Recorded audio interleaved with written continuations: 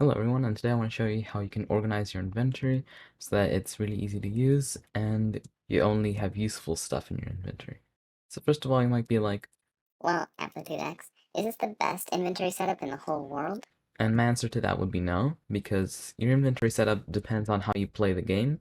So if you're more like exploring, then your inventory setup might be a bit different than somebody who likes staying in one place but building a bunch of stuff. But anyway, let me show you my preferred setup and then how you could tweak it to your needs. So first of all, let me show you mine. You can see it's not that complicated. We just have in the hotbar a pickaxe and an axe. These are the only two tools in my opinion that I really need. A bow, flint and steel. It doesn't really have to be enchanted. Fireworks, and a minecart. Minecart is just because I have piston bolts, but if you don't have piston bolts, say for example you use ice bolt tunnels, like just a line of blue ice and then you put boats on it, then you might replace that with a boat. But pretty much that's just my mode of transportation. If you use some other way to get around, then you might need something else. Or you might not even need anything, you might just use elytra and rockets. So yeah, that's basically what the minecart is. I have some arrows, but my bow has infinity, so I don't really need that much.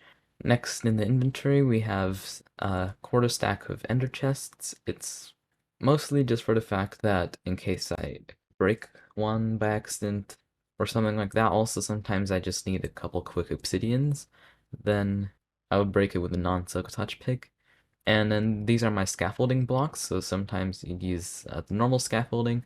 Sometimes when it has to like build out more than whatever it is, 6 blocks, then you need like slime blocks or something for scaffolding, because what makes scaffolding a really good block is if it's breakable instantly by hand with no beacons or anything. So yeah, we only have a couple blocks like that. We have obviously scaffolding, slime blocks, and TNT. There might be some other ones, but those are the most well-known ones. And TNT I wouldn't really recommend for obvious reasons. Slime blocks have the disadvantage that they slow you down while you're on them, but you might know that if you walk on the edge of them, then it's fine. But anyway, that's just my opinion on like slime blocks. Now, the only other thing I have is ender pearls. This is just in case you're in a tight situation. You might also want to use chorus fruit. I'm not personally a big fan of chorus fruit because like what if you end up teleporting into a lava cave or something? So that's why I like ender pearls, just in case for whatever reason you're stuck in a bunch of obsidian and you have minor fatigue on you.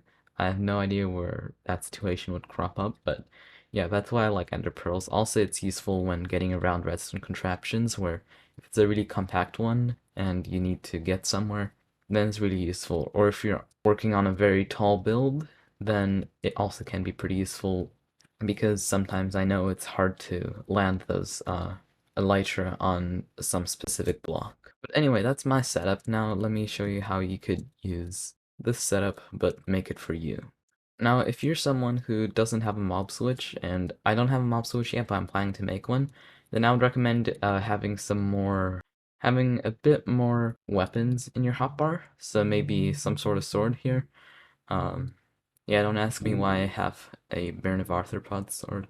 But anyway, I would recommend you to have some sort of sword as well in your inventory. But in my opinion, pickaxe and axe are usually all you need, because axe you can do critical hits like that and they do a lot of damage. And in my opinion, axes are better because swords do the sweeping attack. So if you need to clean out just one mob, then you won't end up killing 10 of them. Alright, so one more thing, you may want to use a fortune pickaxe in your hotbar. Not in your hotbar, but in your inventory. Just because I use a Silk Touch pickaxe as my main pickaxe. I think that's the best use for a pickaxe, just to make it Silk Touch, but occasionally you will need to fortune something. In my opinion, if you're fortuning anything, it's not that often that it's a pain to go into your shulker box or something inside your ender chest. But yeah, another thing, you may want shovels. Shovels are pretty useful, I think, for building, because if you want to clear out a large area before you start building your project, so like just flatten it a bit, then shovels might be useful for clearing out dirt or sand or something like this. One more thing is you may want to carry around beacons, and obviously the tower for the beacons, so like 2 stacks and 36 or something, I forgot exactly, but that's like kind of endgame, and I don't think a lot of people are just going to be swimming in beacons and being able to just carry a couple beacons in your hotbar or in your inventory. But it might be useful. I'm not swimming in beacons right now either, but when I am, and believe me, I will soon, uh, I will definitely get a beacon and the setup for a beacon in my inventory. Okay, I don't know why I broke that. One more thing, you may want to have some different types of attacking stuff, so sharpness, Bane of Arthropods, or smite. So, and for an axe, of course, you can also exchange it between Silk Touch and Fortune. So I have one Fortune and one Silk Touch with sharpness, and the rest of them all have Silk Touch because I don't think you need like only Fortune axes. As well as for swords, I'll also recommend to have Lootening 3 on it, and Mending, Unbreaking, obviously, and Sharpness, Smite, and Bane of Arthropods. That's only really like, I mean, who uses Bane of Arthropods, let's be honest. But yeah, now your ender chest. To be honest, my ender chest is pretty crap at the moment. It's filled with all sorts of stuff. But anyway, the most important stuff I have right here is a bunch of fireworks and extra tools.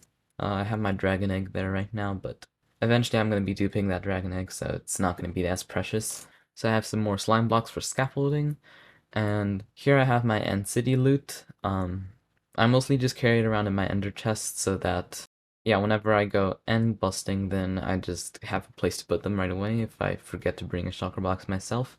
Alright, but next, here this is again some stuff I have to clean up later. This was when I was making a previous perimeter. This is just some more scaffolding slime blocks. This is just some extra stuff. So again, I have Cortus fruit. Crafting tables may or may not be useful, and a compass. Some torches, and some more ender pearls. I wouldn't say any of this is necessary, and enchanted golden apples, I just had it because when I was making the previous perimeter, I found an enchanted golden apple in the side of a dungeon or whatever they're called, so I just had nowhere to put it. So pretty much, the only things I would recommend is fireworks, toolbox, some sort of scaffolding, these shulker boxes for shulker shells and the dragon heads, and maybe some extra useful items box. But otherwise, I think that's pretty much the only stuff you need in my ender chest. Again, I should probably clear all this up sometime, but yeah, I'm too lazy at the moment. Anyway, yeah, guys, that's gonna be it for today. I really hope you enjoyed this video. If you want to see more stuff on technical Minecraft, then please make sure to subscribe. I'll see you next time. Bye.